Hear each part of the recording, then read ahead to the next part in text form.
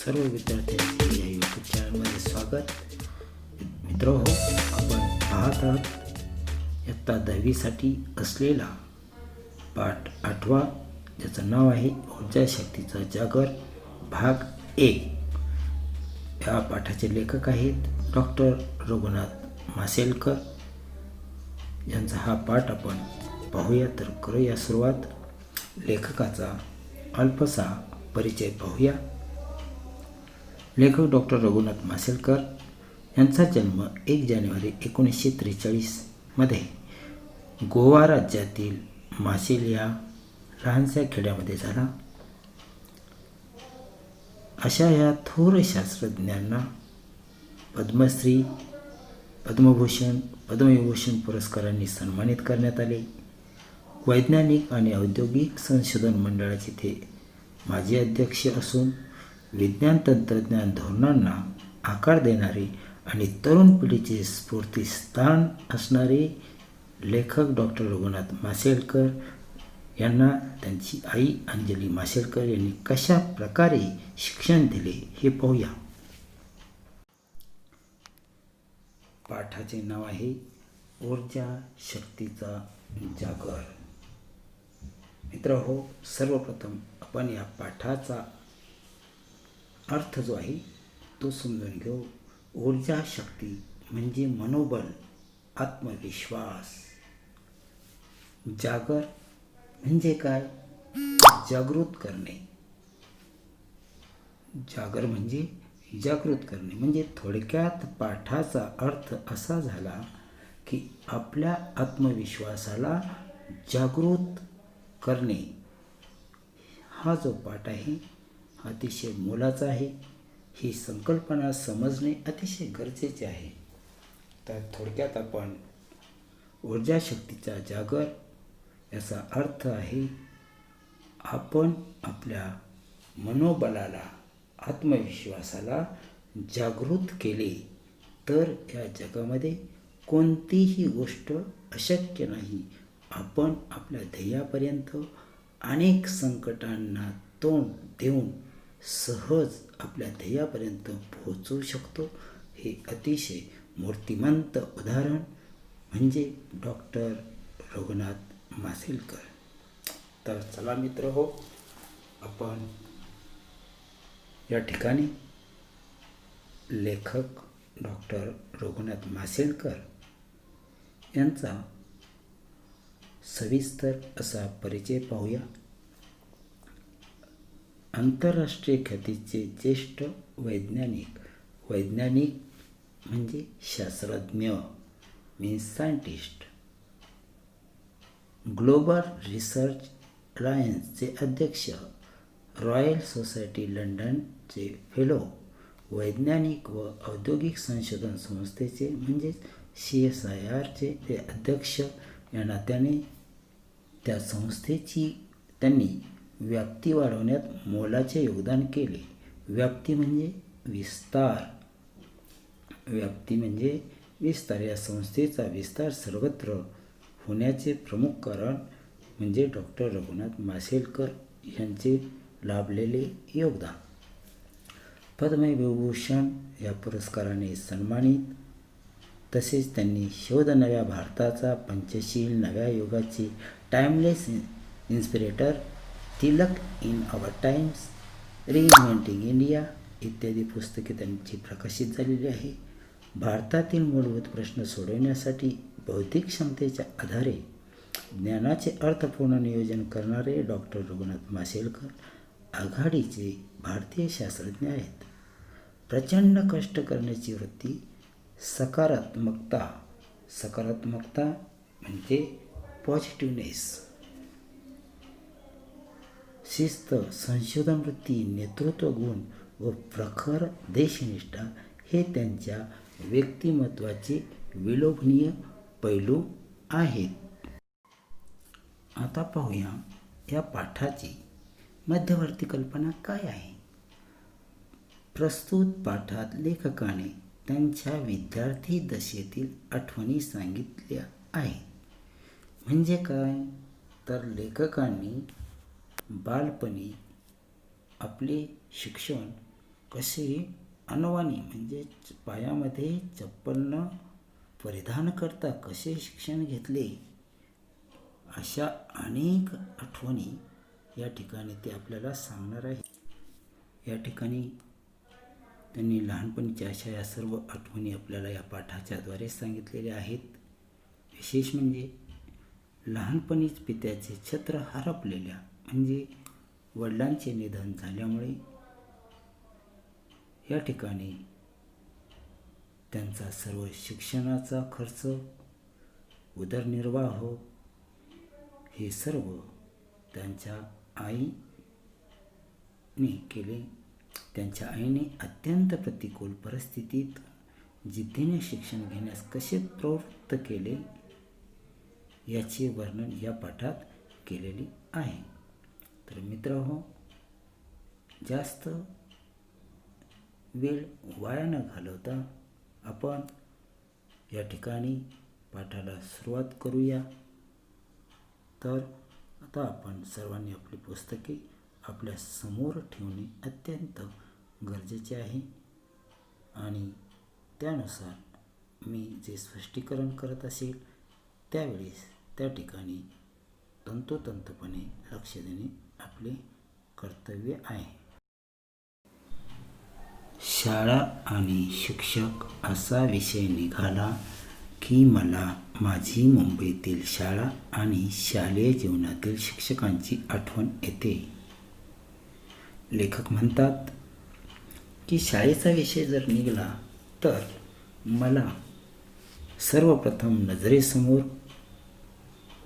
जी शाळा उभी राहत असेल तर ती म्हणजे मुंबईतील शाळा आणि शालेय जीवनातील शिक्षकांची आठवण येते. गिरगावातील युनियन हायस्कूल, गिरगाव म्हणजे दक्षिण मुंबईमध्ये असलेला हा जो भाग आहे त्या ठिकाणी मुंबईचे एक उपनगर गिरगावातील युनियन हायस्कूल आणि माझ्या शाळकरी वयात आपुलकीनं संस्कार करणारे Bhave sir, Joshi sir, Shirke sir या साऱ्यांचे माझ्यावर फार मोठे ऋण आहे. ऋण म्हणजे उपकार. या ठिकाणी कर्ज असा घ्यायचा नाही आहे. आपण या ठिकाणी उपकार असा शब्द घ्या. संस्कार देणाऱ्या शिक्षकांचे माझ्यावर ऋण आहे. पण त्याच वेळी हेही सांगितलं पाहिजे की या शाळेशी आणि या संस्कार देणाऱ्या शिक्षकांशी माझा जो संपर्क आला तो जिच्यामुळे आला ती माझी परमप्रिय आई नाव आहे अंजली. लेखकांच्या आईचं नाव आहे अंजली. आणि माझे मामा यांचे ऋण मी कसे व्यक्त करणार. आई हीच प्रत्येक मुलाची पहिली शिक्षक असते. माझ्या बाबतीत तर आई ही माझी केवळ शिक्षक नव्हती तर माझे सर्वस्व होती.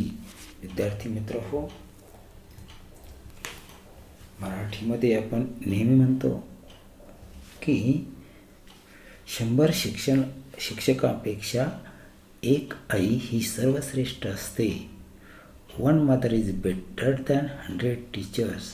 खरोखरच आईच्या ह्या कष्टामुळे आणि शाळेतील असणाऱ्या Bhave sir, Joshi sir, Shirke sir यांच्या संस्काराच्या शिदोरीमुळेच लेखक कसे उच्च पदावर पोचले, त्याला कोण कारणीभूत ठरले हे आपण सविस्तर पाहूया. लेखक सांगतात आपल्याला त्यांचे बालपण कसे गेले आणि कुठे गेले. त्या बालपणीच्या काळामध्ये कोणी मदत केली, कोणी त्रास दिला, कशा यातना सहन कराव्या लागल्या. तर पहा, आमचे मूळ गाव दक्षिण गोव्यातील मासेल हे एक गोव्यातील दक्षिण Goa, north and south Goa असे 2 भाग जर केले तर दक्षिण गोव्यातील मासेल ह्या गावामध्ये त्यांचे बालपण गेले. माझे बालपण तेथेच गेले. माझे मामाही याच गावातले म्हणजे जे मामाचं गाव जे आहे तेही मासेलच आणि लेखकाचं गाव जे आहे ते मासेलच. माझे मामाही याच गावातले. तिथल्या एका मैदानावर खेळल्याच्या आणि पिंपळ कट्ट्यावर बसून निवांतपणा अनुभवलेल्या पुसटशा आठवणी माझ्या मनात अधूनमधून वाऱ्याच्या लहरीसारख्या येत असतात. मामाचंही गाव आणि स्वतःचंही गाव.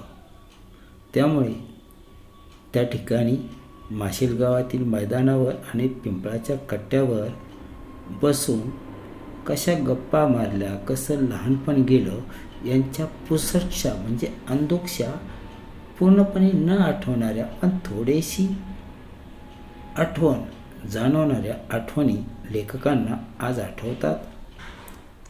माझ्या वयाच्या 6व्या वर्षी माझे वडील वारले. लेखकाच्या वडिलांचे निधन कधी झाले तर वयाच्या 6व्या वर्षी. लेखक 6 वर्षाचेच असताना लेखकाचे वडील वारले म्हणजे निधन झाले आणि आम्हाला उदरनिर्वाहासाठी आमचे मासेल हे गाव सोडावे लागले.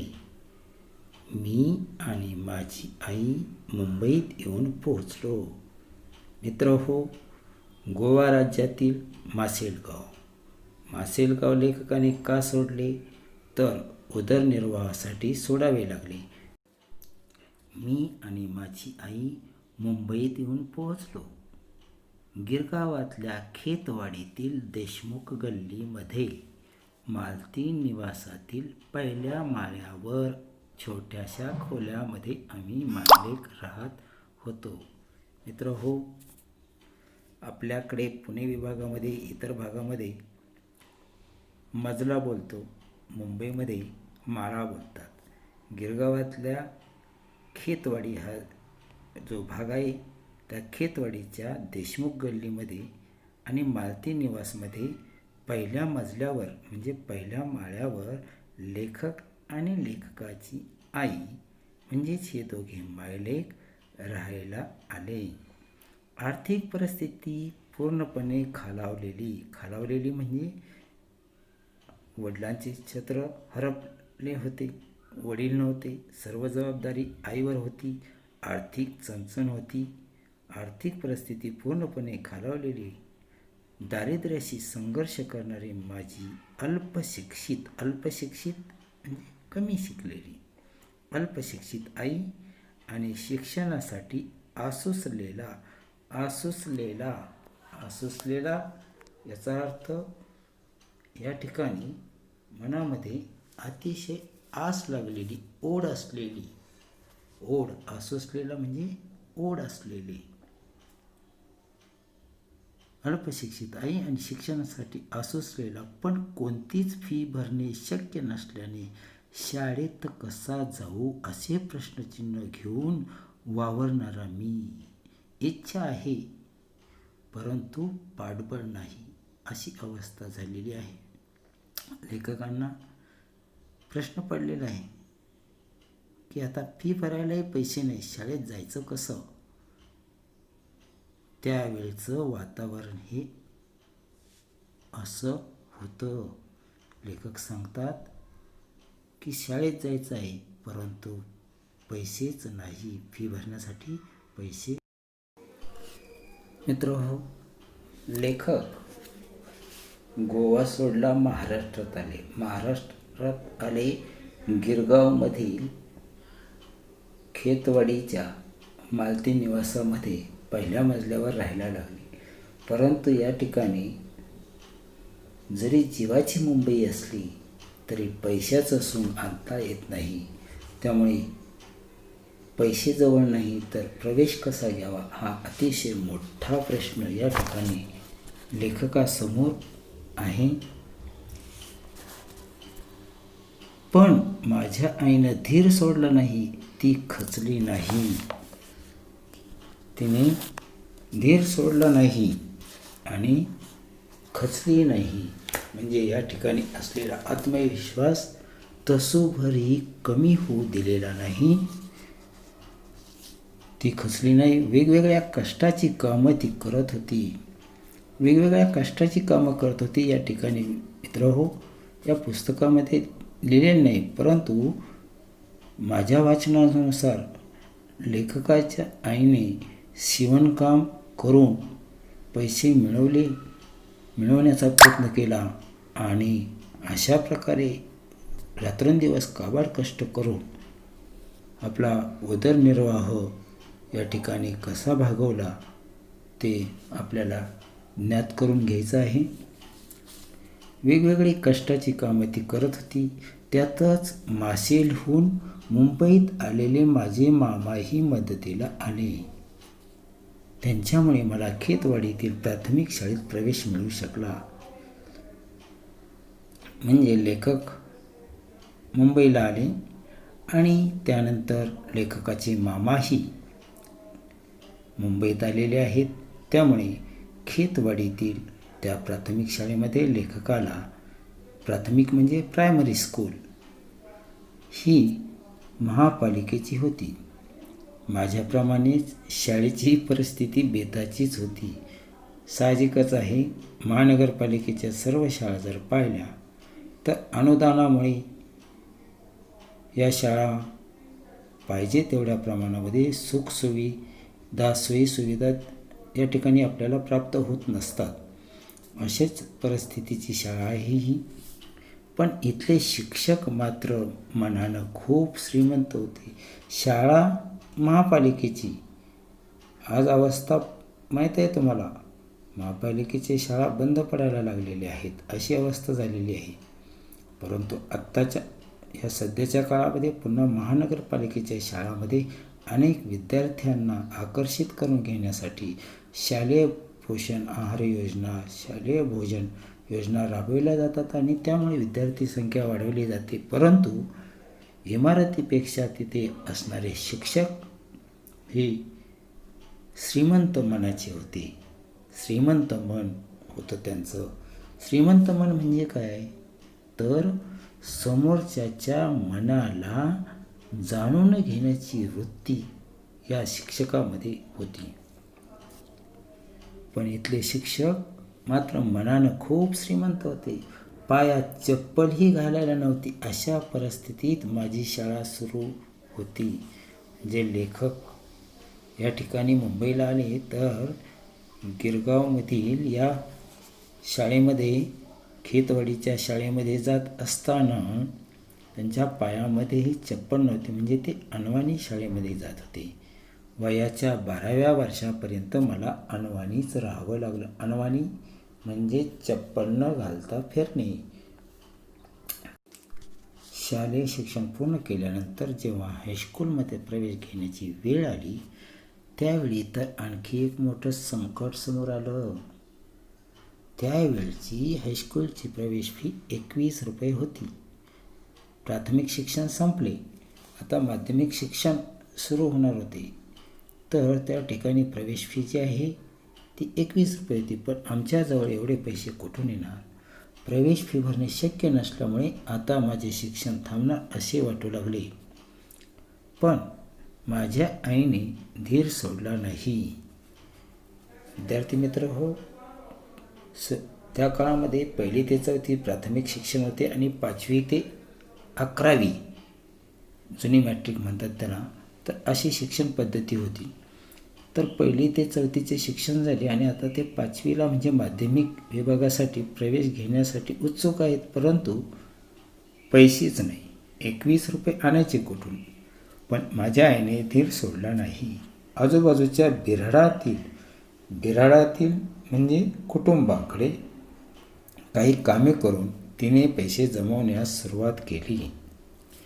त्याचवेळी तिच्या परिचयातील एक माऊली म्हणजे मदत करणारी आई, माता, जननी असे अनेक शब्द जरी असले तरी गरजेला वेळेला जी मदत करते ती माऊली म्हणजे एक देवाचे रूप आहे असे आपण मानतो.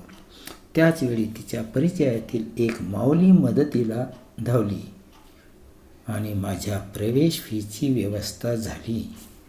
पण तोपर्यंत गिरगावातील त्यावेळच्या नामांकित नामांकित म्हणजे प्रसिद्ध असलेल्या नावाजलेल्या शाळांमध्ये प्रवेश बंद झाले होते. अखेर युनियन हायस्कूलमध्ये मला प्रवेश मिळाला आणि माध्यमिक शिक्षणाचा पुढील टप्पा सुरू झाला. अनेक अडचणींमधून मी जमेल तेवढा अभ्यास करत होतो, पण त्या छोट्याशा खोलीतील जागा अपुरी पडायची. छोटीशी खोली आपण सुरुवातीलाच पाहिलेलं आहे की गिरगावामधील खेतवाडीमधील देशमुख गल्लीमध्ये मालती निवासामध्ये पहिल्या माळ्यावर असलेले लेखक आणि लेखकाची आई. ती खोली छोटी होती, म्हणजे 10 बाय 10ची खोली. अशाच सर्व लहान खोल्या मुंबईमध्ये आपल्याला आढळतात, पण त्या छोट्याशा खोलीतील जागा अपुरी पडायची. अभ्यासाला पूरक वातावरण नव्हते, मात्र त्याही वातावरणात मी जिद्दीने अभ्यास करत राहिलो. पूरक वातावरण नव्हते, छोटीशी खोली, बसायला जागा नाही, आजूबाजूला गलबलाट आणि परीक्षेत चांगले यश मिळत गेले. या युनियन हायस्कूलमधले शिक्षक त्यांची सेवाभावी वृत्ती विद्यार्थ्यांना शिकवताना त्यामध्ये त्यांचे स्वतःला झोकून देणे म्हणजे या ठिकाणी पूर्णपणे तन मन धन याचा विचार न करता शिक्षकाने झोकून दिलेला आहे विद्यार्थ्यांना ज्ञानार्जन प्राप्त करण्यासाठी आणि निरपेक्ष भावनेने केलेले मार्गदर्शन. यामुळे माझ्या शालेय अभ्यासाचाच पाया पक्का झाला, असं नाही तर आयुष्याचाच पाया पक्का झाला. शिक्षणाबद्दल एक आंतरिक ओढ वाटू लागली. तर ते मित्रहो, अतिशय मोलाचा संदेश या ठिकाणी आहे. लेखकाचा बालपणी अभ्यासाचाच पाया पक्का झाला असं नाही तर आयुष्याचा पाया पक्का झाला. कारण लहानपणी जे शिकवले जाते ते चिरकाल मनात राहत असते आणि चांगल्या पद्धतीचे संस्कार करणारे शिक्षक या ठिकाणी लेखकांना या युनियन हायस्कूलमध्ये प्राप्त झाले.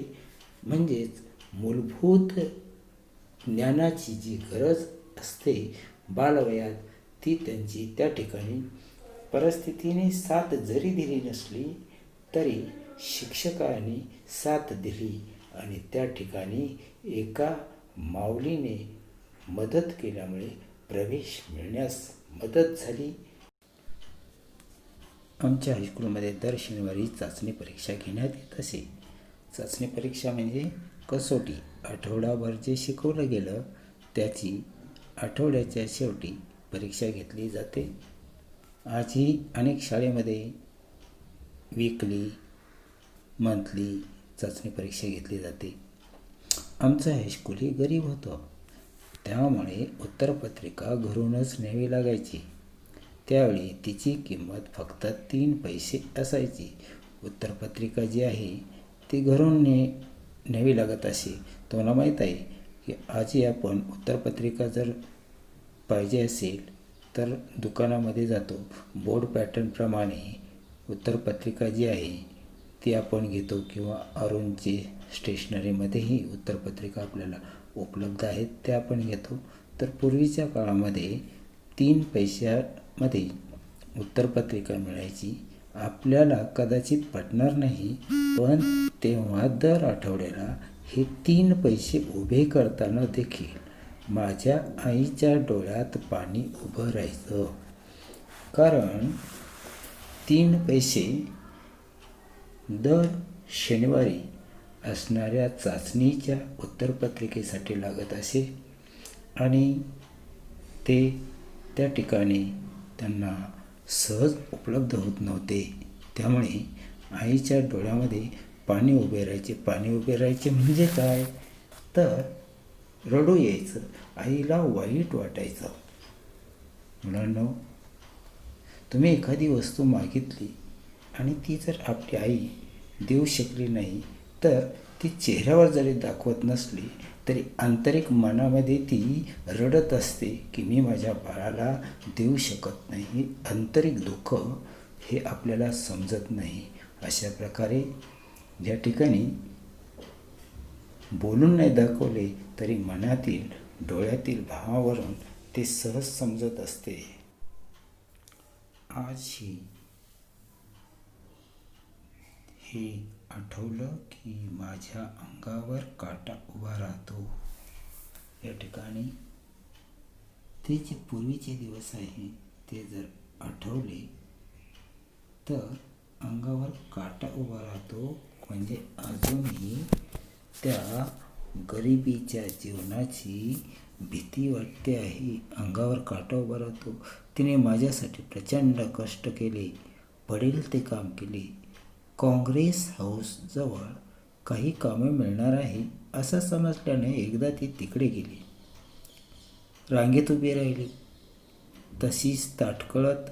पण त्यावेळी तिला सांगण्यात आलं की फक्त तिसरी किंवा त्यापेक्षा अधिक शिकलेल्यांनाच काम दिलं जाईल. हे ऐकून अर्थातच ती नाराज झाली. घराकडं मागं फिरली.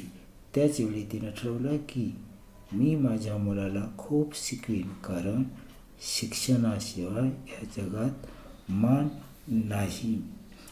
आईला त्या ठिकाणी नोकरी मिळवण्यासाठी जेव्हा जावं लागलं त्या ठिकाणी तिसरी शिक्षण पाहिजे होते आणि ते आईचे झालेले नव्हते. त्यामुळे त्या ठिकाणी नोकरी मिळाली नाही आणि याचं जे दुःख आहे ते आईला जाणवलं आणि म्हणून त्यांनी निश्चय केला की मला नाही जे मिळालं ते माझ्या मुलाला मिळायला हवं.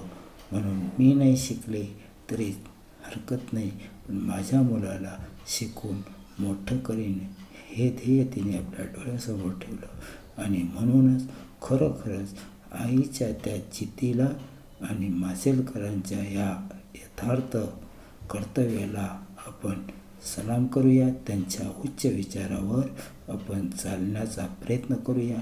हाच संदेश या पाठामध्ये दिलेला आहे. भाग 1मध्ये आपण इथे थांबूया आणि भाग 2मध्ये पुन्हा भेटूया. धन्यवाद.